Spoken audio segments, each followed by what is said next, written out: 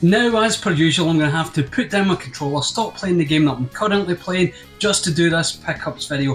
Now in this case, I'm not quite as annoyed as I would normally be, because the game that I'm currently playing is Expedition 33, and the reason it's not such a hassle to put it down is, well, you know what, I'll explain that to you a bit later on when we look at this. But if you want to see this and the rest of my pickups, you just wait until after these.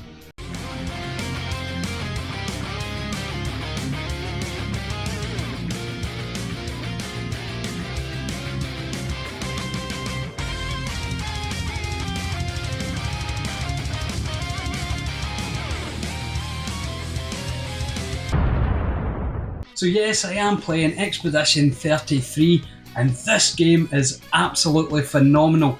Now the reason that I want to put it down is because I pretty much have to put it down.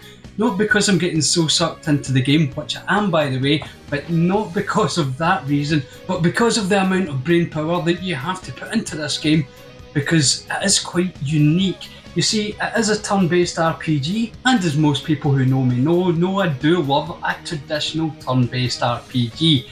With this one, however, it's kinda like a traditional turn-based RPG, such as Final Fantasy X to make an example, and then cross-breeding it with a Souls-like. Now don't get me wrong, it's not quite as difficult as your usual Souls type, and part of that reason is down to the turn-based combat mechanics, but where the Souls-like aspect comes into the game is not only the gigantic bosses that you take on time after time, but also during the enemy's turn you have to dodge, parry, special parry, and a whole host of other things that you have to take into consideration if you want to win those battles. Now I don't want to go into too much detail because I'm only halfway through the game myself, but Expedition 33, I'm going to quite happily say this is my contender for Game of the Year so far, and despite not being that far into the year, I don't think there's many games that will come along that will impress me quite as much as the 16 to 17 hours I've already put into this has impressed me. So there's Expedition 33 coming into the collection, where obviously it's getting played at the moment, and it's going to stay there forever because I can see myself going back to this one time and time again.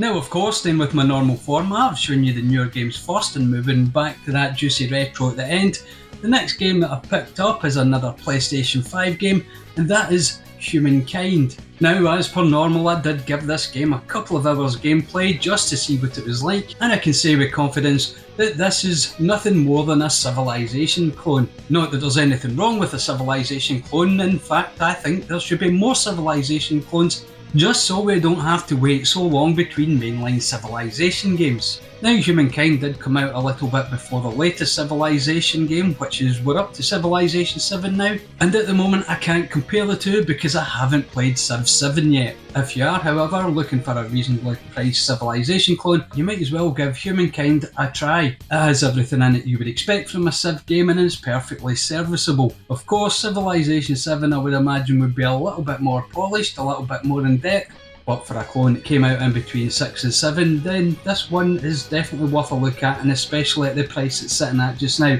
So that's Humankind coming into the collection. It will get played more, and definitely because I want to compare it to Civilization 7 once I get a chance to pick up that. It's in the collection now, it will get played more. What more can I say?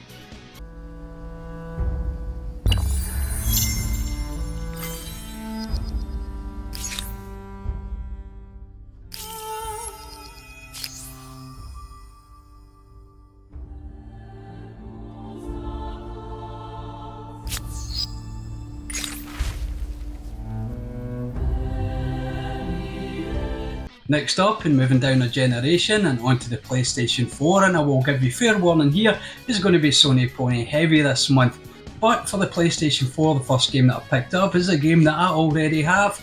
but I did pick up The Last of Us Part 2 Special Edition. Now I don't need to talk to you about the game, everybody knows The Last of Us and The Last of Us Part 2. And if you've been watching this channel for any length of time, you'll know that despite the gameplay in The Last of Us Part 2 being phenomenal, and that the story itself is incredibly deep and engaging, you all know I didn't like this game because the story direction was a little bit lackluster. So you might be asking yourself, why did I pick this game up when I already have a copy of it? I didn't think it was the greatest game of all time. Well, of course it was down to the fact that this is a special edition with a fantastic steelbook and an art book. And not only that, this variant is pretty difficult to find. For me, however, I managed to get my hands on it for about £20, so there was no way I was going to pass that opportunity up. So The Last of Us Part 2, wonderful steelbook, special edition, art book, hard to find, Sony first party game, Sony Pony. There was no question that this was making its way into the collection. Does mean I do have a spare copy of The Last of Us Part 2, and you know what, same as usual, if you don't have a copy of that game and you quite fancy it, pop down into the comments and let me know. I might just send it your way, because every game, even a bad one, needs a good home. Yes, including this one. Next up, still for the PlayStation 4, is a game that I've never played before, don't know anything about, and that's a good thing. All I knew about it was what I read on the back cover, and that's sometimes what sells a game. Also the fact I'm on a bit of a tactical turn-based kick thanks to Fire Emblem Three Houses, and I saw this out in the wild, and I thought, why not? It's another tactical turn-based RPG, and you know what, you just can't have too many of them. Now of course I did play a little bit of this just to get a flavour of it, and it has a few plus points, and it has a few negative points. Well, so far anyway, I've only put a couple of hours into the game. The first plus point was the graphical style. It was quite unusual, well, unusual for a modern audience anyway, because for me it looked like classic 1970s fantasy animation, which is something that I must say you don't see much of these days. And more than that, it looked much more European animation than your typical Japanese anime style that we tend to see today in video games. Now, being a tactical turn-based RPG, there is a lot of story in it, and I think at the beginning it was quite story heavy and didn't quite get to the action quickly enough for me. Of course, that will no doubt change as the game progresses, because I've got to lay the story, because it is an RPG and the story is the main driving force. I would have liked a little bit more combat at the beginning of this game. Now I did play an hour or two of it and I didn't feel I got enough actual gameplay out of it, but I will be putting much more time into it, having a proper look, and hopefully the combat will open up and I'll get stuck right into this. If I don't, at least it's another example of a tactical turn-based RPG. It's not traditionally a Japanese RPG, which is quite unusual, into the collection. Now it's going to stay there, it's going to get played. Let's hope the action in it really ramps up a bit, because at the moment, the first couple of hours, it was a bit dry. But it's in the collection now, but it will stay forever, and hopefully I'll get my way to the end of this and hopefully the action picks up.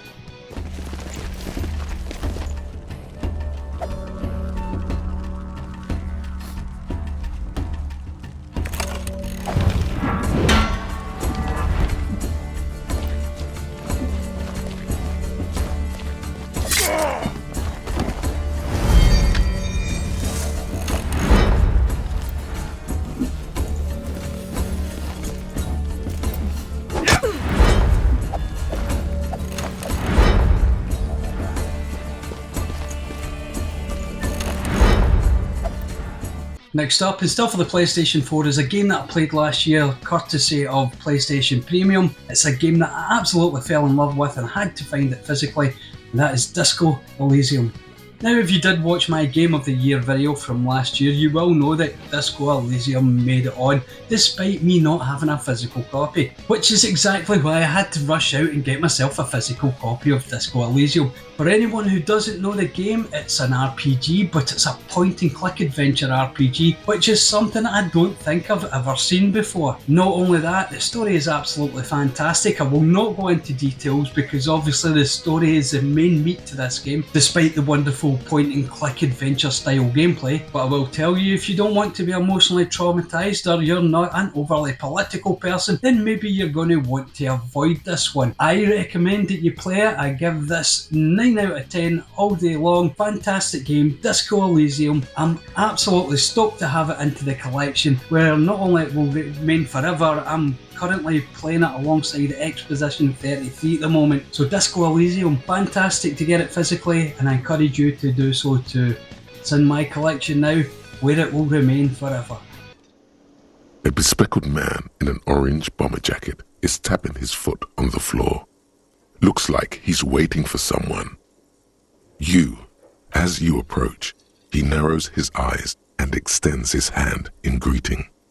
If an assault were launched on this building right now, if the windows came crashing down and the whole world descended upon you, this man would hurl himself in death's way to save you.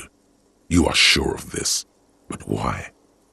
Hello, I'm Kim Kitsuragi, Lieutenant, Prison 57. Next up is stuff for the PlayStation 4 is a game that, well, if you've watched this channel any length of time, you'll have known all the recent games that were coming out, quite recently anyway, and you'd know that this particular game, or a couple of games, I would have to pick up straight away, because it is the Lunar Remastered collection. Now, as I said, it's an absolute no-brainer that a new RPG comes out, well, new to us over here in PAL regions, then I'll most definitely be picking it up, especially with the fact that these games, these Lunar games, are touted to be some of the best JRPGs of all time. Now, I did play a little bit of it, but I didn't want to get too stuck into the Lunar game at the moment, and not because I don't want to play the Lunar games, it's just I want the time to sit down and dedicate to these. I knew, however, Expedition 33 was coming out, and I knew that was a must play as soon as possible, because quite frankly it's a new game and I need to chip off as many new games as I can in a year. Now, that's not saying that the Lunar Remastered collection isn't something that could be up for nomination in my personal Game of the Year awards, but I really do want to be able just to sit down and concentrate only on Lunar when I play it for the first time. And despite playing Expedition 33 and Disco Elysium at the moment, I'm also playing Phantasy Star 4, so as you can imagine, I don't want to confuse it by throwing Lunar into the mix. I want to give this Lunar Remaster its proper due, sit down and play it. It's in the collection now, it's going to get played, probably going to get played more than once knowing me and doing this type of game. And tell me in the comments, is this a game that you were looking forward to playing for the first time, or were you lucky enough to play it when it first came out on the Sega CD and then the ports to the PlayStation? You know, the ports that we didn't get over here in PAL land.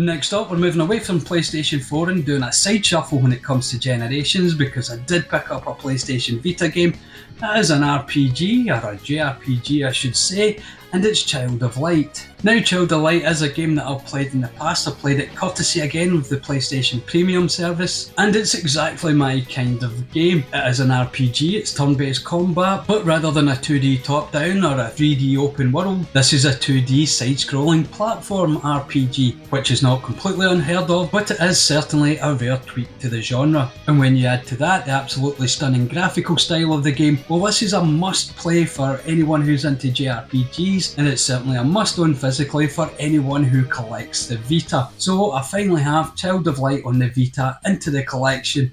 I'm looking forward to playing it properly on the Vita. I've only played it on the PlayStation 4 and 5 at the moment.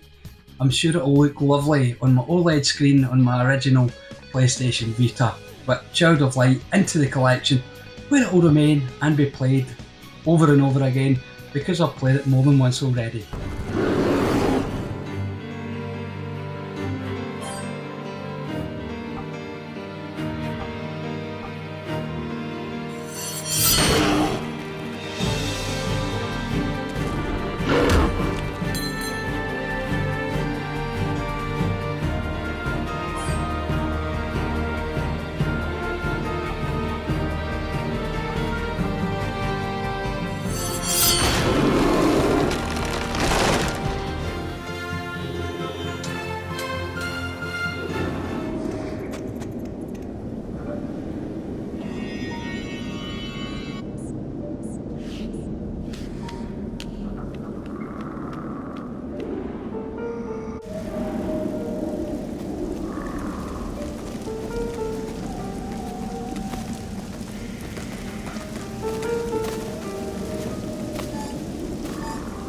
Next up, we're properly stepping down a generation because we're moving on to the PlayStation 3.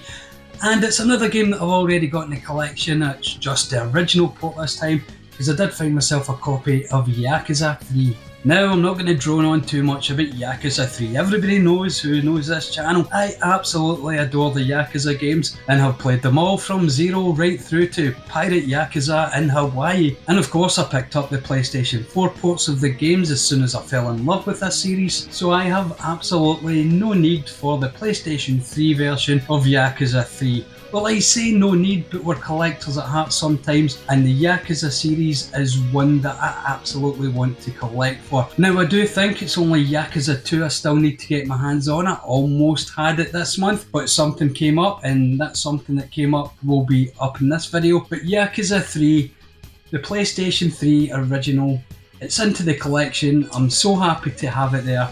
I'm looking forward to playing it just to see if there's any difference between the ports from the PlayStation 3 to the PlayStation 4. I don't think there will be, but this is a collection thing. This is, I don't know, ticking off some of the OCD that you get as a gamer when it comes to the things that you want to collect. I do game first. I have played this game more than once. I will be playing it again, and I'll probably play this port for the first time. But Yakuza 3 into the collection. I'm going to stop yammering on about Yakuza, but it's into the collection, where it will remain forever and get played absolutely to death.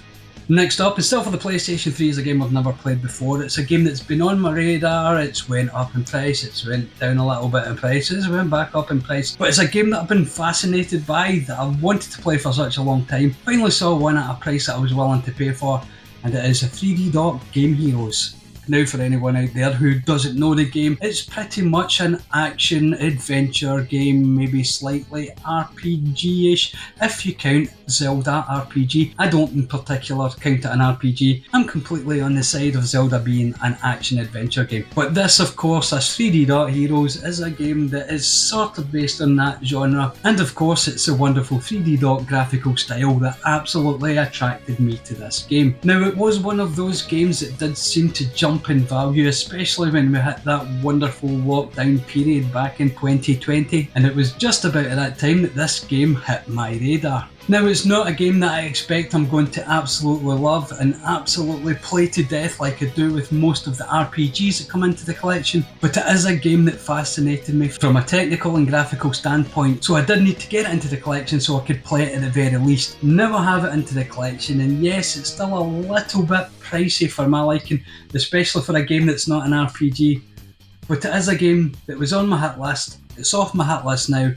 It's 3D Dot Game Heroes in the collection, where it will get played, and I'll find out if it's worth the money that it has risen to. Next up, we're going to do another one of those sideways generational slides because we're moving on to the PSP. Did pick up a PSP game, and I won't take too much time with it because it's Final Fantasy on the PSP. Now, of course, when it comes to Final Fantasy, and I've said this time and time in this video already, if you know me, you know I love RPGs, especially JRPGs with turn-based combat mechanics, and let's face it, Final Fantasy is one of the three of the holy trinity of the turn-based JRPGs, which of course included Dragon Quest and of course Phantasy Star. Now, I do have multiple copies and multiple ways to play Final Fantasy, but this is the first time that I've stumbled across the PSP port, and of course I was going to pick it up regardless of how many copies I've got or even how much it costs. Now, this game didn't cost a lot, which is good because I don't want to pay too much for a game that I've got multiple copies of. Having the PSP version gives me yet another way to play the game, and I will most definitely play the PSP port of Final Fantasy. More importantly for me, however, it's another Final Fantasy game into the collection, where it will remain forevermore with the rest of the Final Fantasy games that I have in my collection, and at least they'll get played because I'm a gamer before I'm a collector. I just happen to be a gamer who collects Final Fantasy especially. Next up, we're moving properly down a generation and onto the PlayStation 2, and the first game that I'm going to show you that I picked up for the PlayStation 2 is another game that, yes, I have another copy in my collection.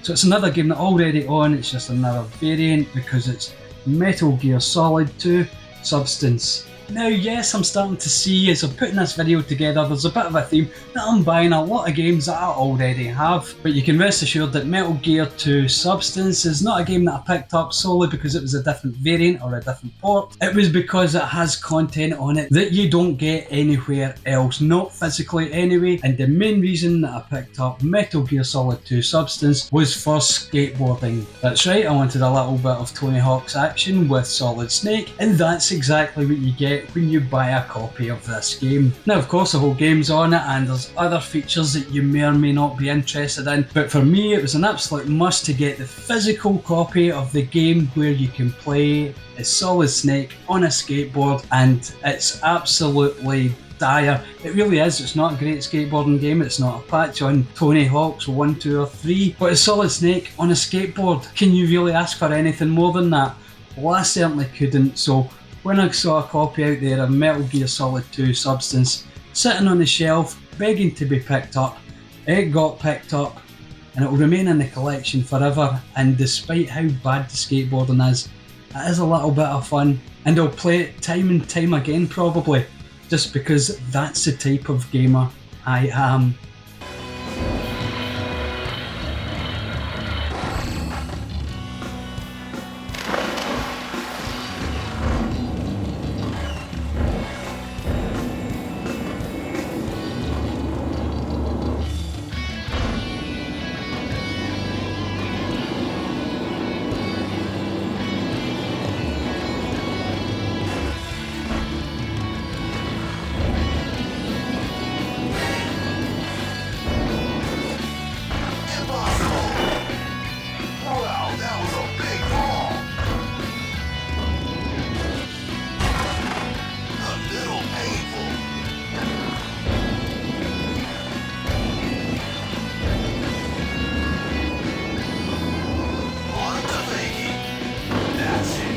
Next up, still for the PlayStation 2 is an unusual game. It's a game I've had my eye on because it's an unusual game, and that game is BBoy. Now, for anyone who doesn't know what this game is or what it is about, it's quite simply a breakdancing game on the PlayStation 2. And I'm sorry, I don't care what anyone says, when somebody makes a game about breakdancing or anything else is maybe a little bit off the wall as that, then I'm going to have to pick it up, especially when it's on one of my all-time favourite consoles and from one of my all-time favourite eras of gaming. Now, I haven't had a chance to play any of BBoy. This is a very recent pickup. I will be throwing it into the PlayStation, I will be giving it a go, and I hope it's at least a little bit fun. If not, I hope it's as bad as a breakdance game on the PlayStation 2 could be. But regardless, BBoy on the PlayStation 2 into the collection. I will give it a play and I might get back to you. And if you want to know what it's like, put down in the comments that you want to know what BBoy is like, or you know what, if you've played BBoy, put down in the comments what exactly you thought of BBoy on the PlayStation 2.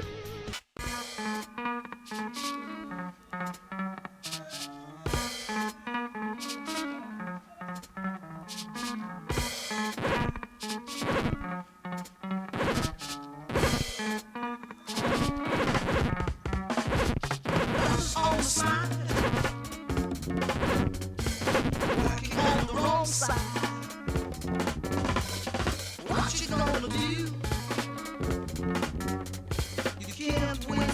You must lose. We know. Next up is still for the PlayStation 2 is another RPG. It's not a JRPG this time. This is a Western RPG, and it is the Bards Tale. Now, believe it or believe it not, I have never played the Bards Tale, and I still haven't played the Bards Tale because when I popped this one into my PlayStation 3, it's one of those rare games that doesn't run, or at least doesn't run well. So the second I got the glitching in the menus, I decided just to turn it off, wait until I hook up my PlayStation 2 and give this game its proper chance. Now, of course, the Bards Tale is a well-known and a well-loved game, but for me, I know pretty much nothing about it. It doesn't fall into the JRPG niche that I particularly am drawn to, so it's a game that I just never got round to. I am, however, looking forward to popping it into the PlayStation 2 like I said and giving it its proper chance, and I'm sure once I do, I'm going to absolutely love this quest for coin and cleavage. I mean, Who doesn't like a quest for coin and cleavage? So that's the Bards Tale coming into the collection, where it will eventually get played. I'm sure I'll love it. I'm sure I'll love it. And the only reason that the PlayStation 2 isn't dusted down is my NTSC PlayStation 2 is the one that's hooked up at the moment, because I keep going back to a certain Parasite Eve game that also we didn't go over here. But that's a Bards Tale coming into the collection, where it will remain forever. And then, yes, let's hunt that coin and that cleavage.